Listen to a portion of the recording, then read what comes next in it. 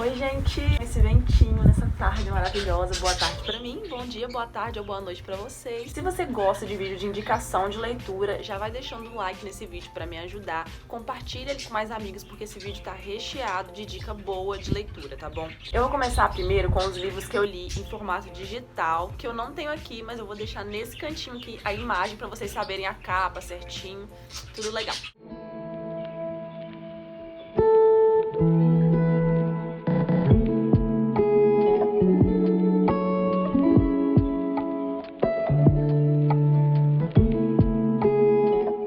O primeiro livro que eu quero indicar pra vocês é o livro Enquanto Isso, da Fernanda Wittkowski. É um livro, assim, que levou de volta pro meu lugar de espera com prazer, sabe? Esse livro me fez relembrar que Deus não está com pressa, mesmo que muitas vezes eu esteja com pressa, esteja ansiosa, mas que Deus, ele quer trabalhar primeiramente no meu coração para me conceder algumas coisas na minha vida. E se ele não conceder, ele continua sendo Deus. Então esse livro foi, assim, extremamente transformador pra mim, e apesar de ser um livro que ela conta a história dela de espera, né, na tentativa de tentar é ótimo, tentativas de engravidar e mal sucedidas. Hoje ela é mãe de gêmeos. Não é um livro só para gestantes, um livro para pessoas que estão tentando engravidar, para pessoas que sonham em ser mãe. É um livro que, na minha opinião, é para todas as pessoas que esperam por algo.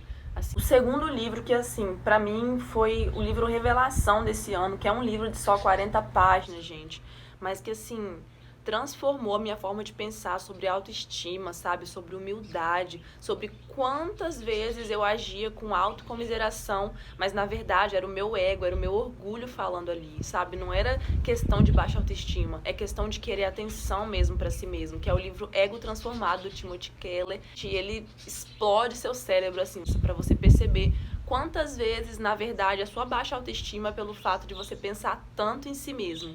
Já dei um boom na sua cabeça aí. Terceiro livro que eu indico pra vocês é o A Oração Muda as Coisas? Interrogação, do R.C. Sproul, que foi um livro essencial para eu escrever um devocional de 10 dias que eu escrevi esse ano sobre vida de oração. Durante a quarentena, Deus me despertou muito a estudar mais sobre oração, a principalmente orar mais. Deus responde todas as orações. Por que Deus não respondeu minha oração ainda, sabe? Qual oração Deus não responde? A escrita dele é muito clara, ele explica de uma forma muito fácil para qualquer pessoa entender, e tudo expondo as escrituras, que é o mais importante para mim na hora de escolher uma leitura cristã. O primeiro que eu quero indicar é o livro Heróis da Fé, do Orlando Boyer. Eu gosto muito de biografia. São biografias mais curtinhas, sabe? Porque o livro, ele conta a história de 20 homens que incendiaram o mundo. Ele fala sobre o Charles Finney, Guilherme Carey, John Wesley, Martinho Lutero, Charles Spurgeon, David Livingstone. Fortaleceu a minha fé de uma forma, assim, quando eu terminei de ler esse livro, eu fiquei em lágrimas durante a leitura dele. Mas quando eu terminei de ler, eu falei, não há nada impossível para Deus. Por mais que eu soubesse disso já, por mais que eu creio no que a Bíblia diz, que não há nada impossível para Deus, quando eu terminei de ler esses testemunhos, isso foi muito mais vivo no meu coração. Eu nem sei mais a contagem dos livros, né? Mas eu quero indicar agora para vocês o Escatologia Essencial, que também foi um dos melhores que eu li esse ano. Ele é um apanhado de tudo que você precisa saber agora sobre o fim dos tempos, como já diz aqui no subtítulo dele. Foi um livro que me despertou pro meu propósito como igreja na Terra. Eu e meu esposo, assim, a gente vinha muito falando sobre escatologia, estudando, né? Nós somos pré-milenistas históricos, então esse livro é dessa vertente, mas eu quero ler de novo, acompanhado da leitura bíblica de Apocalipse. Agora, o livro que eu quero indicar pra vocês é um livro também sobre oração, Oração, do John Bunyan, Orando com o Espírito Santo e com o Entendimento. Bem simplificado, gente, bem explicadinho o que é oração, orando com o Espírito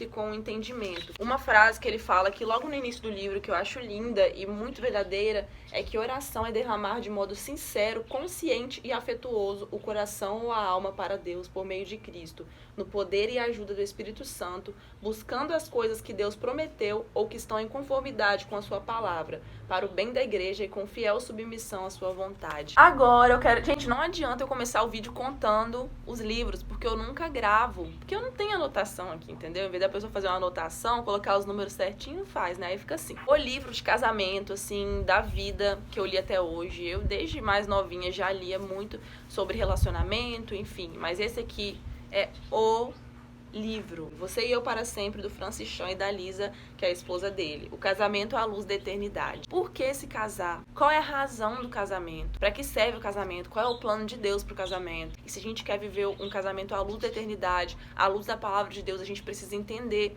o real propósito do casamento para Deus. Ele abriu os meus olhos para coisas no meu casamento que eu não estava enxergando, que eram muito mais espirituais do que eu podia ver com os meus olhos naturais. O livro que eu quero indicar é a primeira ficção cristã que eu li na minha vida. Cartas de um Diabo a Seu Aprendiz. E que livro! Basicamente, esse diabo, o mal danado, ele é tio do Vermelindo, que é o aprendiz dele na Terra, que está ali batalhando, estudando para conseguir trazer uma alma para o inferno. Então, esse diabinho, ele tem uma pessoa que é o paciente dele e ele precisa levar essa alma para o inferno. O livro ele é todo em formato de carta.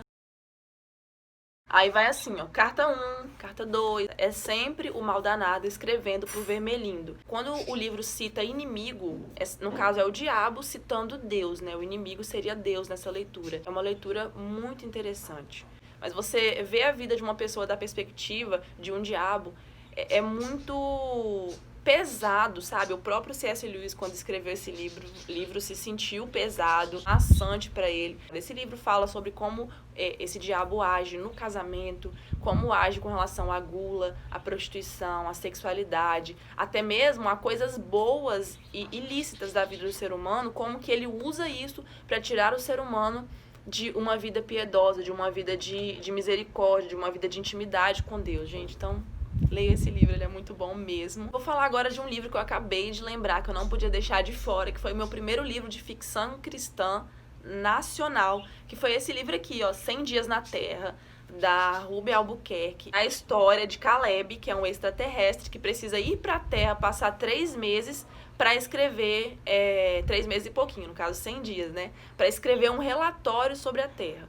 E, gente, Caleb é simplesmente uma pessoa muito amável. Ele consegue um emprego, ele conhece pessoas, ele desenvolve relacionamentos ali, sabe? Tem uma surpresinha do meio do livro pro final, assim, que você fica, cara, eu não sabia que o livro ia tomar esse rumo, mas é muito interessante.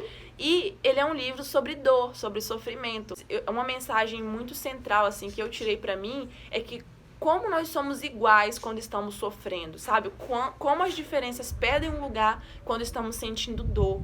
Então, é um livro, assim, muito rico. As histórias trazidas no livro são todas ficção, foram criadas, mas ela dá umas notinhas de rodapé de situações que realmente aconteceram no mundo, que embasaram aquelas histórias fictícias que ela traz ali no livro. Vou continuar falando sobre esse livro aqui, eu vou ficar falando porque ele é um livro muito bom. E você termina o livro assim. Eu chorei também durante a leitura desse livro, eu fiquei tipo, volta, por favor. Agora, deixa eu ver se eu esqueci de algum. O Deus Esquecido, do Francis Chan, que é um livro sobre o Espírito Santo. Como quantas vezes nós esquecemos do Espírito Santo, nós calamos, nós travamos o seu agir nas nossas vidas e ao nosso redor, seja na igreja. Foi muito importante esse ano compreender mais sobre o Espírito Santo e como muitas vezes nós negligenciamos a ele. E também aprender mais de como valorizar e honrar a presença dele nas nossas vidas e aonde nós estivermos. Então, leiam, leiam e leiam. E o último livro, gente, é um livro que na verdade eu não terminei, tô no final já, mas eu queria indicar nesse livro, nesse vídeo. O Dom de Permanecer Escondido em um Mundo que Ama Ser Notado. É o livro Invisível, da Sarah. O livro me mostrou a importância de desacelerar.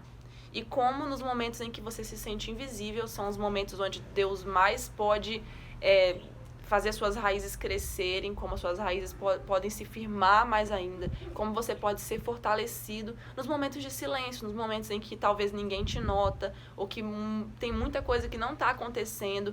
Esse livro me fez compreender como 2020 não foi uma pausa na vida, um ano de crescimento, um ano de profundidade.